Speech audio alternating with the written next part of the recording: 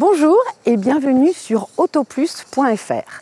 Il y a un an, vous vous en souvenez sûrement, Audi dévoilait son premier modèle 100% électrique, le SUV e-tron. Et bien cette année, à l'occasion du salon de Los Angeles, la marque Ossano vient de dévoiler la version coupée de ce e-tron. Il s'agit du e-tron Sportback.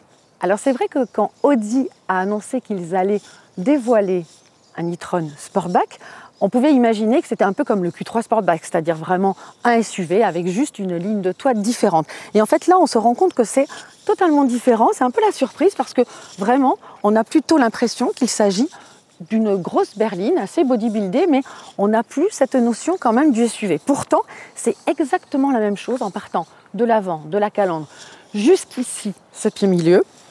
C'est exactement la même chose que l'e-tron.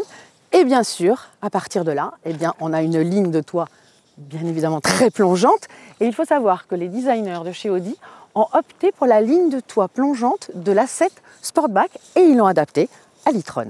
D'un point de vue technique, c'est exactement la même chose que l'e-tron, c'est-à-dire qu'on a un moteur électrique à l'avant de 170 chevaux, un moteur électrique à l'arrière de 190 chevaux, et justement cette ligne de toit qui donc a un CX qui est plus favorable, et bien cette ligne de toit apporte une autonomie qui va être meilleure, puisque Audi l'annonce de 440 km environ contre 411 actuellement sur l'e-tron.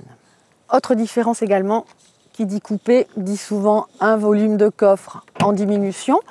Alors sur l'e-tron, il est de 600 décimètres cubes ici à l'arrière avec 60 décimètres cubes à l'avant. On garde le même volume à l'avant, mais ici, il a légèrement diminué puisqu'il n'est plus que de 555 décimètres cubes. Qui dit coupé dit une garde au toit inférieure. Ici, Audi annonce simplement 2 cm en moins. Bien évidemment, nous le vérifierons par nos propres mesures lors des premiers essais. Et puis pour le reste, sinon, à l'intérieur, on a exactement la même planche de bord que l'e-tron, avec bien sûr, quand on bénéficie des rétrocaméras, des petits écrans qui sont toujours sur les portes.